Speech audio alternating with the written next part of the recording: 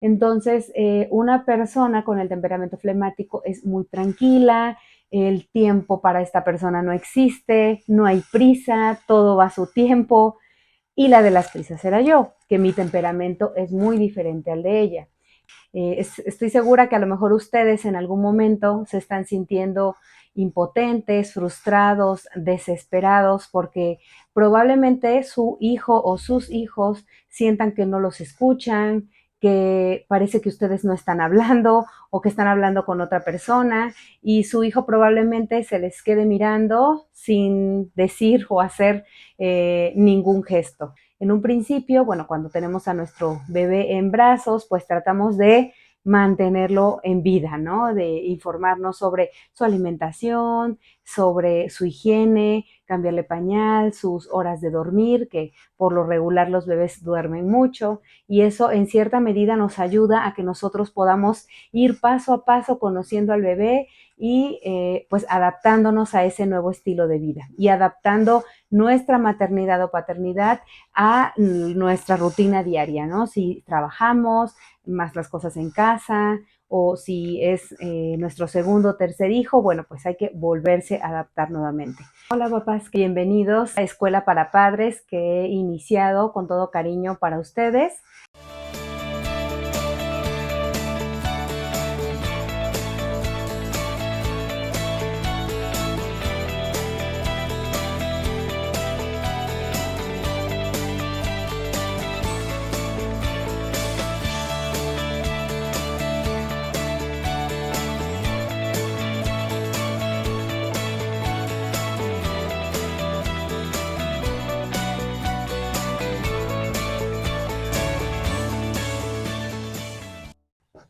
Hola papás, ¿qué tal? Bienvenidos a esta primera clase, esta escuela para padres que he iniciado con todo cariño para ustedes, para compartirles lo que en mis 13 años de maternidad he ido aprendiendo conforme a la experiencia, pero sobre todo basado en libros, basado en ciencia, no es algo que yo me haya inventado, pero sí es algo que yo he probado día con día y que les puedo recomendar que funciona.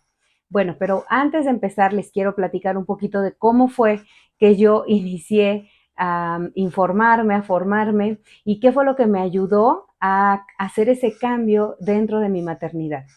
Estoy segura que a lo mejor ustedes en algún momento se están sintiendo impotentes, frustrados, desesperados, porque probablemente su hijo o sus hijos sientan que no los escuchan, que parece que ustedes no están hablando o que están hablando con otra persona y su hijo probablemente se les quede mirando sin decir o hacer ningún gesto, en el mejor de los casos, porque también puede pasar que ellos hagan una mueca en desagrado a lo que les estamos diciendo y eso pues agrega esa emoción de enojo a lo que nosotros estamos experimentando como papás. Bueno, pues es muy cierto que en gran medida no sabemos ser papás, no había una escuela para que nos enseñara cómo ser papás. Nosotros cuando nos casamos o cuando supimos que íbamos a ser mamá o papá, pues probablemente nos haya caído de sorpresa y pues a lo mejor con mucha angustia o con mucho miedo, pues hemos ido enfrentando lo que se nos va presentando. En un principio, bueno, cuando tenemos a nuestro bebé en brazos, pues tratamos de mantenerlo en vida, ¿no? De informarnos sobre su alimentación, sobre su higiene, cambiarle pañal, sus horas de dormir, que por lo regular los bebés duermen mucho y eso en cierta medida nos ayuda a que nosotros podamos ir paso a paso conociendo al bebé y pues adaptándonos a ese nuevo estilo de vida y adaptando nuestra maternidad o paternidad a nuestra rutina diaria, ¿no? Si trabajamos, más las cosas en casa, o si es nuestro segundo o tercer hijo, bueno, pues hay que volverse a adaptar nuevamente. Entonces, en ese proceso que nosotros vamos aprendiendo sobre cómo, pues, mantener en vida a nuestro pequeñito, poco a poco vamos reconociendo cuáles son esas señales que el bebé nos da para saber qué es lo que necesita y poder satisfacer esas necesidades. Y bueno, así pasan los primeros años. El primer año, que es nuestro bebé, pues vamos aprendiendo muchísimas cosas, el crecimiento es muy acelerado. Después, a partir de los 2 años y hasta los 5 años, pues también son cambios muy acelerados, porque no solamente son cambios físicos, que los que principalmente vemos, sino en gran medida son madurativos del cerebro, de sus emociones, de sus habilidades que ellos van adquiriendo para poder desempeñarse en pues los retos que se les van enfrentando. Como pues aprender a caminar, alimentarse ya con una alimentación como la tenemos todos nosotros, que le llamamos en un principio alimentación complementaria, pero que después pues se vuelve en su alimentación normal después del año de vida. Y bueno, tiene que aprender a subir escaleras, bajar escaleras, saltar, en fin, muchas cosas que los niños necesitan ir desarrollando. Y bueno, llegan los 6 años, cuando entran a la primaria, y bueno, sentimos un descanso porque bien o mal sentimos que nuestro hijo ya se vale por sí mismo, empieza a ser un poquito más independiente. Claro que tenemos que ayudarlo quizá todavía pues a bañarse, a preparar su ropa, a cambiarse, etcétera, ¿no? Muchas cosas que todavía requieren de nuestro acompañamiento, pero ya de alguna forma ellos son más independientes. En este periodo de a partir de los 6 años a los 10 años, que aparentemente tenemos un receso como un descanso, es bien importante que nosotros como papás sigamos aprendiendo a nuestros hijos. Y es precisamente el tema del video de hoy que yo quiero compartirles, que a veces como papás bajamos la guardia y creemos que, bueno, ya nuestro hijo ahí está y entre que nos obedece, si nos hace caso o hace las cosas que le pedimos que haga y ahí va todo bien. Pero entrando los 10, 11 o 12 años, que es más o menos la etapa de la preadolescencia o de la pubertad, donde nuevamente vienen una serie de cambios acelerados, es necesario ir preparando el terreno para cuando lleguemos a esa etapa. Y es lo que yo les quiero compartir. Durante la infancia de mis hijas, tengo 2 niñas que se llevan 2 años de diferencia. Con una de ellas se me hacía más fácil la comunicación, pero otra de mis hijas era un poco más difícil, por lo que les decía, parecía que no me escuchaba, yo le pedía que se apurara o que hiciera las cosas rápido y pareciera que no le había dicho nada a nadie. Entonces eso empezó a generar en mí frustración, enojo y al grado de tener cierta impotencia que la única forma que yo sabía era pues dándole una nalgada, un pellizco, un jaloncito de oreja para que reaccionara e hiciera lo que yo decía. Grave error. Me di cuenta que así tampoco funcionaba. Entonces, eso me hizo a mí hacer un alto y analizar, bueno, ¿qué es lo que está pasando? ¿Por qué no puedo comunicarme con mi hija? Y bueno, después de pedirle mucho a Dios que me iluminara, yo entré a vivir una serie de cursos en una escuela para padres que me invitaron de la diócesis de aquí de Orizaba, de donde yo radico, y ahí descubrí el hilo negro. Me di cuenta que pues nuestros hijos son diferentes, todas las personas somos diferentes, incluso nosotros mismos, y que poco conocemos acerca de nosotros.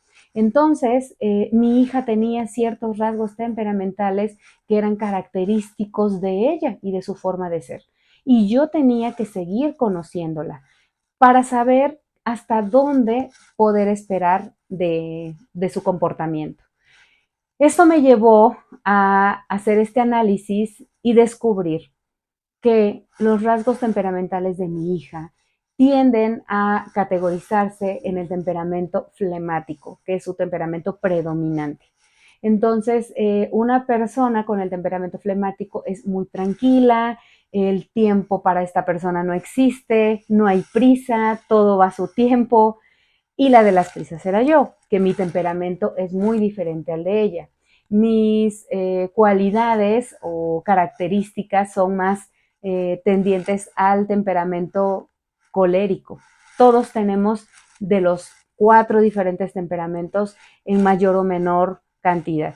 pero el predominante en mí es el colérico. ¿Qué quiere decir esto? Que bueno, tengo mucha energía y quiero las cosas que se hagan rápido, para mí no hay tiempos muertos y eso se contraponía totalmente con el temperamento de mi hija y por eso era que chocábamos tanto. Entonces, al conocerla, supe hasta dónde podía esperar de ella y cómo yo tenía que transformar mi forma de comunicarme con ella. Entonces, para las actividades que hacemos normalmente, como arreglarse o prepararse para ir a la escuela, en la rutina de noche, la tarea, yo tenía que darle más tiempo a ella que a mi otra hija, porque las dos son diferentes.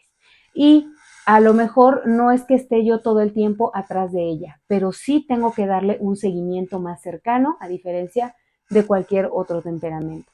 Entonces, ahí fue cuando yo empecé a cambiar mi forma de ver a mi hija, al conocerla verdaderamente, observarla y saber de qué forma yo tenía que adaptarme para poder conectar con ella.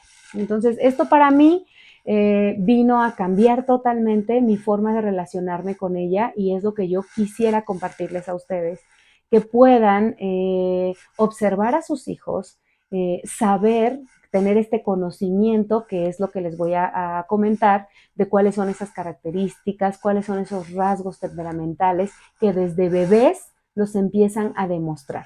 Pero hasta después de los 6 años ya podemos verlos como con mayor tendencia a cuál es su temperamento predominante.